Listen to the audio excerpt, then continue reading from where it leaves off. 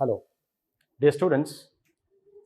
After having completed the concept of vectors, today I'm going to talk about a new topic, calculus, which is one of the most important tool, say mathematical tool, which we will be employing to study the concepts of physics. As you are aware, that in physics we talk about physical events that take place in nature. We observe these physical events. When we observe these physical events generate a lot of data, and we need to handle those data. So when we get these data, we try to analyze with these data how the variation of data is taking place.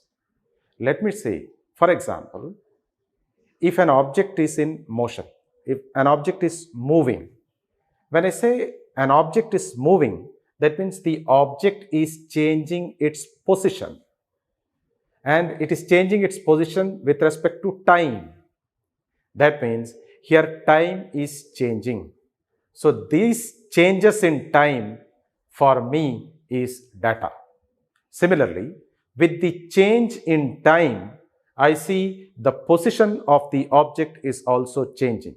So when I note down different positions of the body at different instants of time, so I will get the data of time and the data of the position of the body. So I'll see that a lot of data will be available, and to study these data, we require some technique. So calculus plays a pivotal role in studying these sorts of data. I gave this as an example that an object is changing its position with respect to time.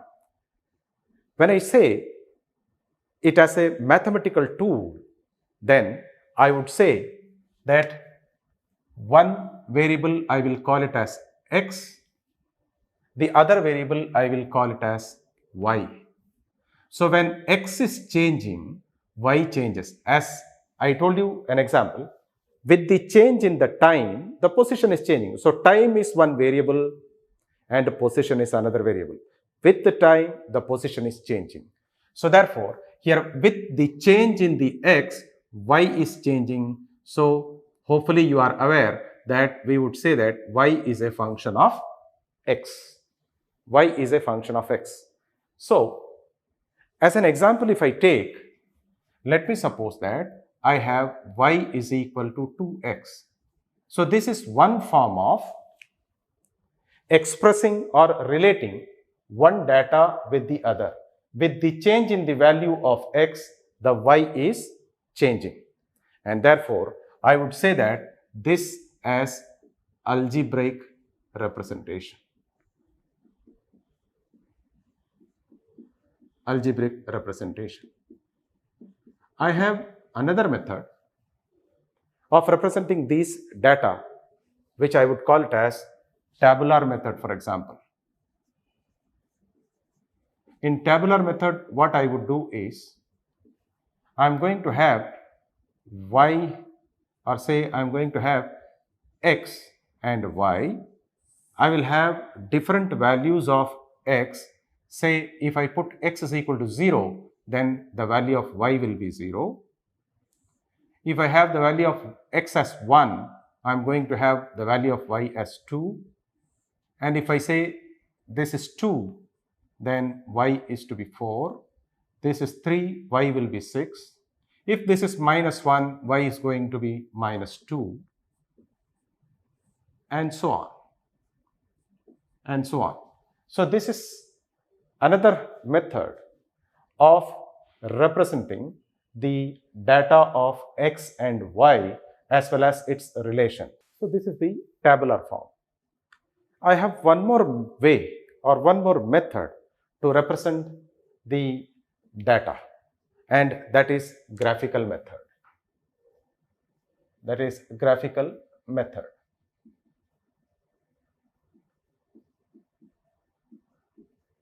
Now, in this graphical method, if I want to represent, what I am going to do is I can plot this data on the graph. For example, let us suppose this is origin. For me, say this is x-axis for me.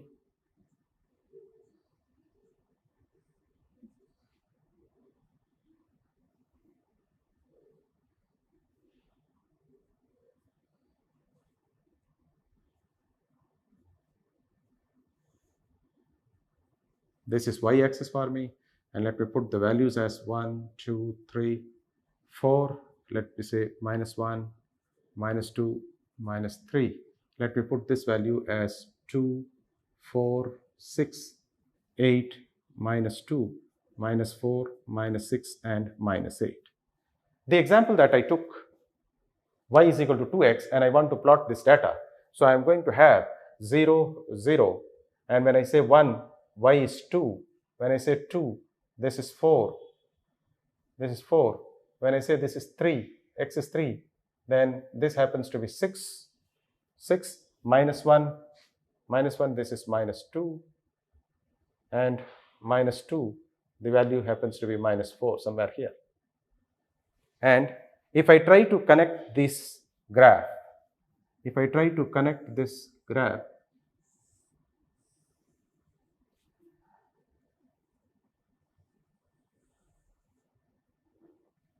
then I'm going to have my data here.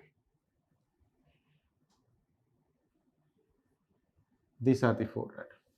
Now from this graph, if I look at, one of the important thing I get, when I represent in tabular form, I have only, see, 1 and 2. I have 2 and 4. I don't have the value between 1 and 2. I can have innumerable of values. So while plotting this data in tabular form, I will not be able to write all those values. But in graph, if I see the value between 1 and 2 for x, the value between 1 and 2, see all values in between 1 and 2 of x corresponding to 1 and 2, all values between 1 and 2, I have all corresponding values of y.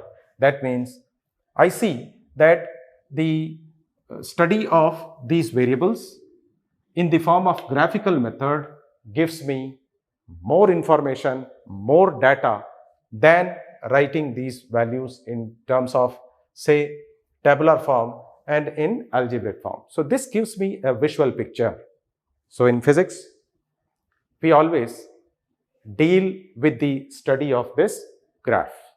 So today, I'm going to show you different types of graph. Alongside, we will also see how the graph is looking like, what are the shapes of graph. Then we will also see, by looking at the shapes of graph, what inferences that we can make. So we shall see graphs one by one. So the graph, when I say, so let us see the graphs one by one. The first graph that I am going to have is like this.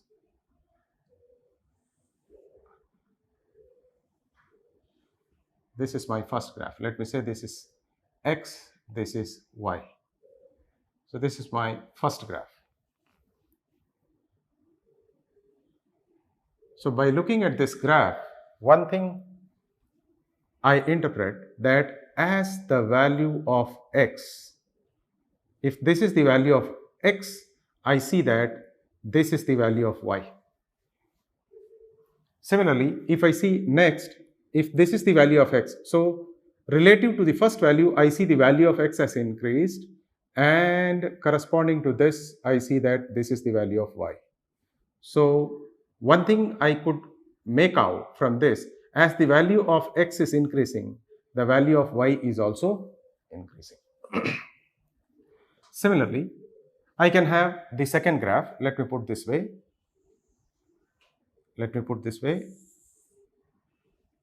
I shall put the graph like this. Let me say this is x-axis, this is y-axis. And the same thing if I take here.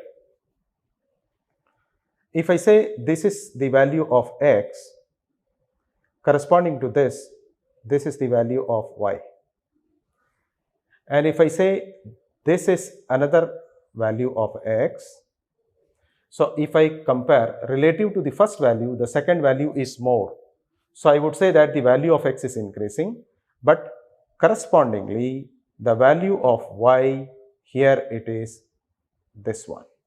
We know along y axis, as we go down, the value decreases. The value decreases. So here, when we go from this way, the value of x is increasing. So this is first value, this is second value. So the value is increasing for me. But when the value of x is increasing, correspondingly this graph shows me that the value of y is decreasing. So this graph is opposite to this one. Here, as the value of x is increasing, I see the value of y is also increasing. And here, as the value of x is increasing, I see that the value of y is decreasing. Because I know from top down, when I move, the value of y will decrease. We have already studied.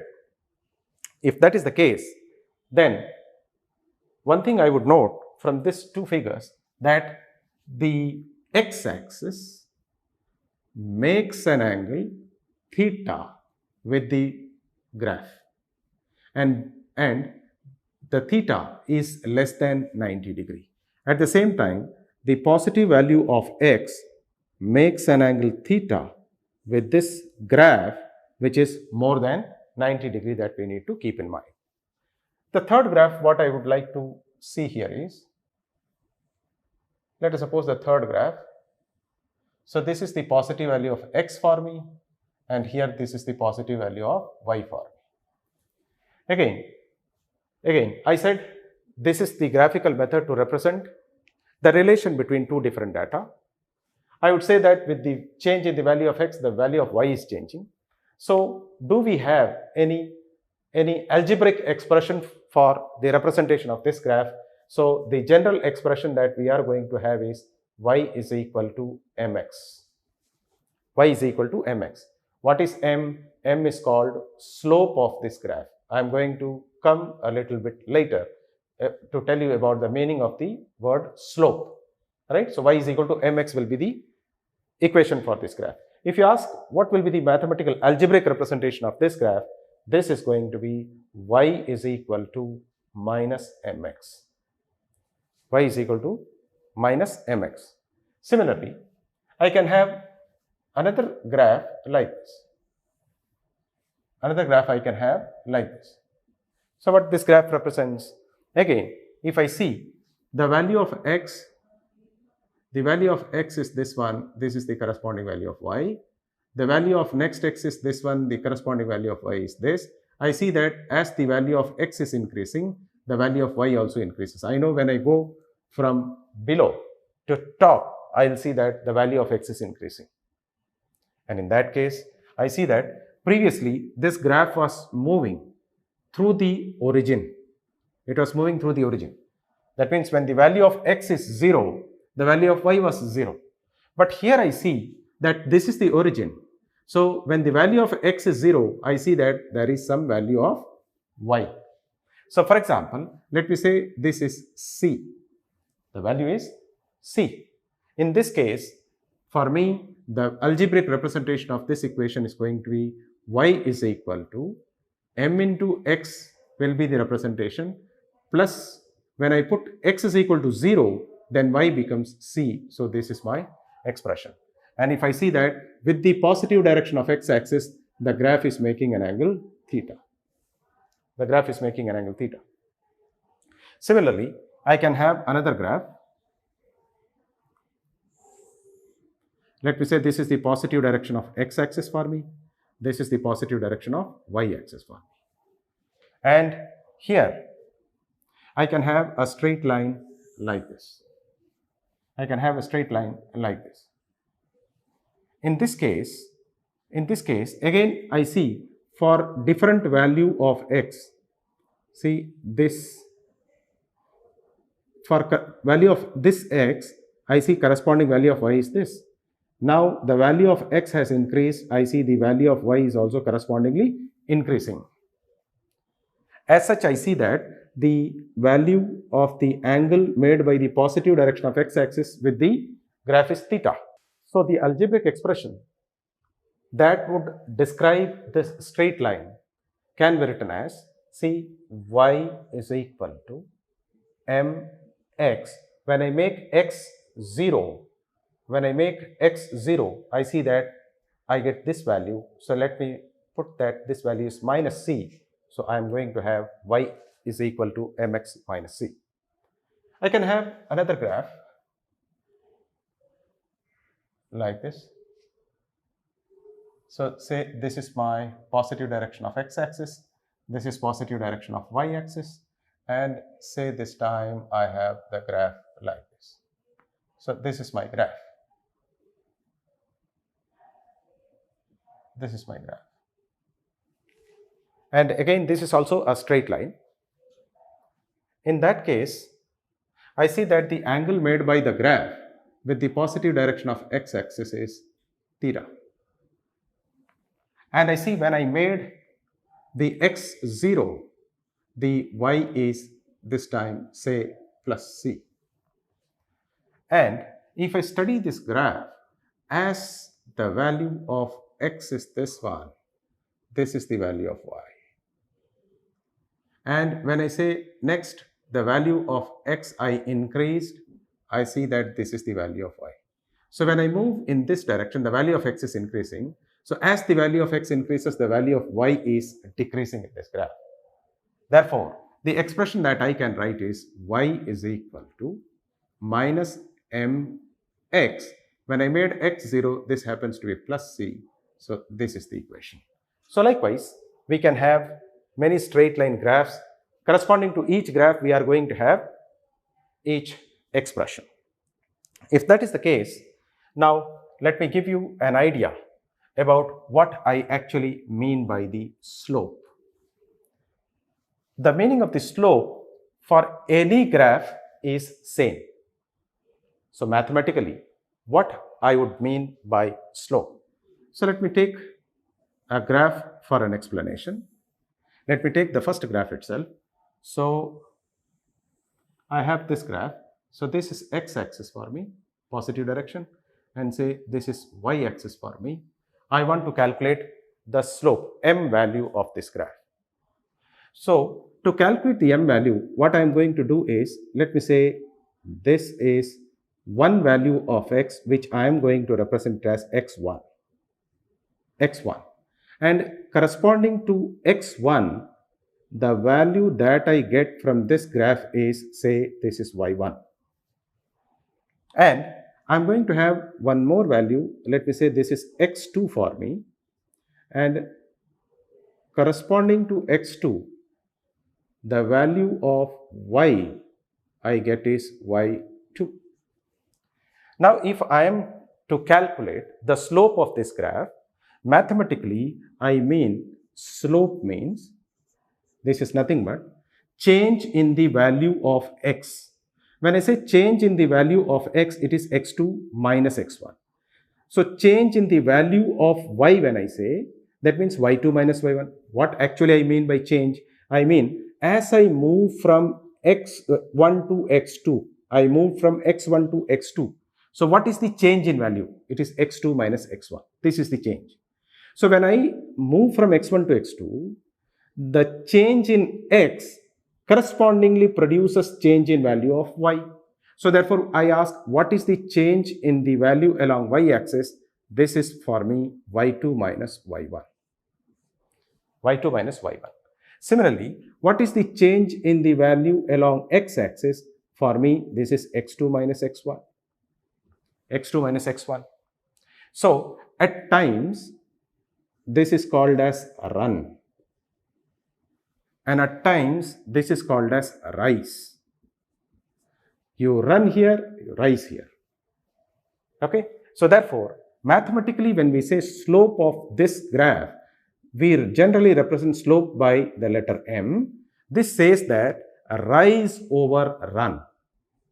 It tells you that rise over run, which means it is nothing but change in the value of y corresponding to the change in the value of x. So this is what we actually mean by slope for every graph. That means, sir, it is very simple to calculate the slope of the graph. If it is a straight line, I am going to take two values, say, sir, x1, here it is x2. Correspondingly, I have the value of y1 and the y2. So I will find what is y2 minus y1, and I will find what is x2 minus x1, and I will get the value of m here. Of course, you will get. Similarly, what about this one? Sir, if this is the value of x1, this is the value of x2, this is the value of y1, this is the value of y2. Now, if you concentrate on this, you are going to have change is y2 minus y1. And here the change is x2 minus x1. Already we said that when we move along positive direction of x-axis, the value increases. That means here in this, you find that x2 is greater than x1. Since x2 is greater than x1, this entire value is going to be positive for you. Similarly, if you see the change in the value from x1 to x2 produces the change in the value from y1 to y2. I told you that along y-axis when we go down, the value decreases. So for me, y2 is less than y1. So y2 is less than y1. That means this is smaller value, this is larger value. So when you subtract, you are going to get negative value. Now when you try to find the slope of this graph, you will have m is equal to y2 minus y1 upon x2 minus x1. x2 minus x1. So you said y2 minus y1 is negative for you, and here this is positive. So numerator is negative value and the denominator is positive value. So eventually you are going to get a negative value. So very important aspect. So thus when the value of theta is greater than 90 degree, I see that the slope is negative, and as such I have written the slope as negative. So very important point, that when I write slope negative, one thing I understand that as the value of x will increase, definitely the value of y is going to decrease. In other words, I can say that when slope is negative, then the theta value is going to be more than 90 degree. In that case, sir, here this graph I took over here, and when I see here x2 is greater than, so this is positive for me, this is positive, and y2 minus y1, y2 is greater than y1, so this value is also positive for me. So as such, positive by positive is going to positive. That means slope for this graph is positive. That is the reason why here in this equation, let me write this equation. The equation of this graph is this one. Y is equal to mx. Y is equal to mx. So m I took it as positive. When I take m as positive, I see that this is theta and this theta is less than 90 degree. So now you would have identified that this graph is going to have m positive, that is slope positive. Since this theta is also less than 90 degree, the slope of this graph is going to be positive. Since this is more than 90 degree, m is negative. So for this graph, the slope is going to be negative. This one, theta is less than 90 degree, so I am going to have m as positive, and you will notice that here in this equation I have m positive. Now I hope you understand now. Here this is more than 90 degree, so the slope is going to be negative, and this is evident from this equation. So one thing we understood that when I have for any event a graph as a straight line, so by looking at the graph I can judge whether its slope is positive or negative. First. Second thing, if I say slope is positive, I understand that as the value of x is increasing, corresponding value of y also increases. That is what actually I mean that slope is positive. Next, I can interpret that when slope is negative, I understand that as the value of x is increasing, the value of y is decreasing. M is positive, slope is positive. Blindfold, I can tell that x is increasing, eventually y is also increasing. That is the reason why m is positive. Similarly, m is positive. Same argument holds good here. Here m is negative. You can say that as the value of x is increasing, the value of y is decreasing. In this case, m is positive. Same argument you can make. So now we have learned to calculate the slope of a straight line. Be mindful, keep in mind that to calculate the slope of a straight line, I require 2 points. Each point is going to have the value of x as well as y. So when I have 2 points on the slope or on the straight line, then I will have the value of x1 and x2. I will have corresponding value of y1 and y2. If I ask you one question, if I have 1 point on the straight line, will I be able to find the slope? No, because the formula for calculating the slope tells you that it requires 2 values of x and 2 values of y. This is the important point that we need to keep in mind. Let us see some other graphs. So this time, I would say that I have a graph like this. This is the positive direction of x-axis, positive direction of y-axis. I say a graph like this and a graph like this. Rectangular hyperbola. And for this, the mathematical equation, if you ask, I would say that y is inversely proportional to x. This is another graph. So this time, this is not a straight line. At times in physics, we are going to have only one part of the graph, only the top one, not the bottom one. If I have only this graph, that means the x value is restricted only for positive values. The second graph, if I look at,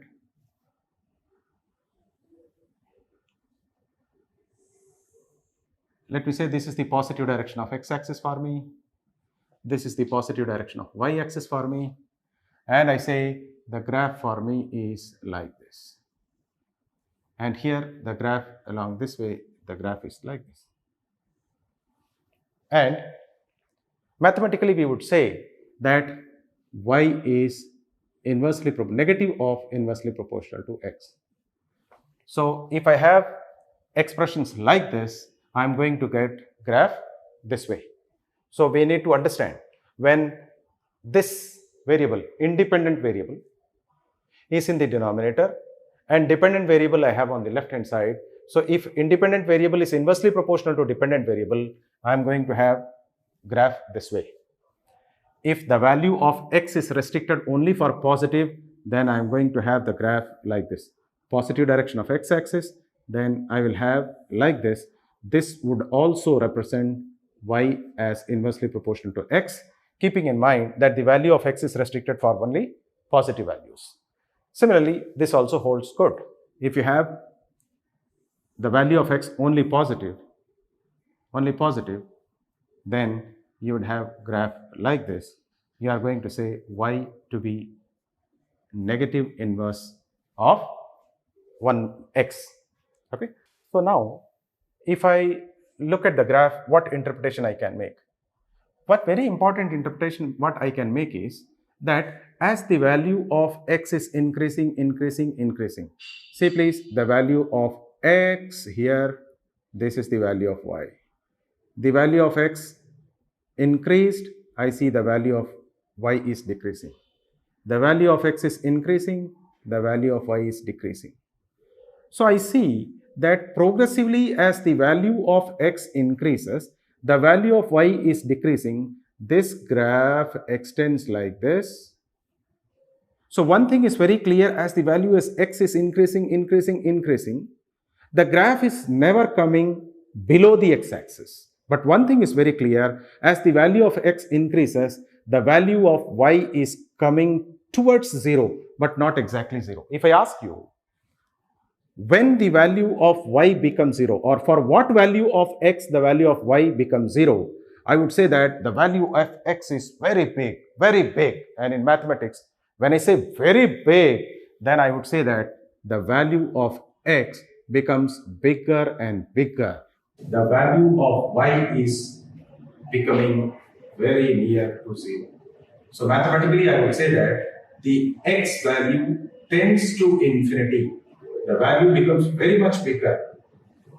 X tends to infinity. Infinity has no meaning at all. But it tells me that as the value x becomes bigger, the value of y is moving closer to 0. This is an important interpretation of this symbol.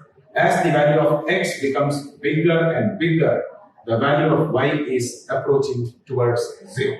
When the value of y will become 0, the value becomes infinity. Similarly, if I see here, or say this way, this slide, I see that, the value of x goes negative and negative and negative. So the value of x is becoming smaller and smaller and smaller. How smaller it is, then I would say that the value of x becomes very small. Very small. And as the value of x becomes smaller and smaller, I see that the value of y is moving towards the 0 from here. See, the value of x is here, the corresponding value of y is. You decrease the value of x, you see that the value of y also decreases. You further decrease the value of x, then further the value of y is decreased. So as you decrease I know that when I move from right to left, the value of x will decrease. So as the value decreases, becomes very smaller, the value of y is approaching 0 once again. So I would say that the y value approaches 0. So this is an important interpretation. So question is whether x becomes minus infinity? No. Whether y becomes 0? No. But y is approaching 0. Y is coming towards 0. That I know. When the y will become 0? When the value of x becomes minus infinity. This is another interpretation. I can see here too. Now, as the value of x is becoming plus infinity, the value of y is approaching 0 from down. Okay. So as the value approaches infinity, the value of y is approaching 0. This way, as the value of x approaches minus infinity, the value of y is approaching 0. So this we need to understand from the graph. So dear students, today we saw the important concepts of graph, which will form the foundation of calculus. You must concentrate on these graphs. We calculated the slope of the straight line. Further, we drew some of the curved graphs. In the next class, we are going to see how to calculate the slope of the curved graphs, which will become the important part of the calculus. I wind up this class now. Till we meet, thank you. Bye.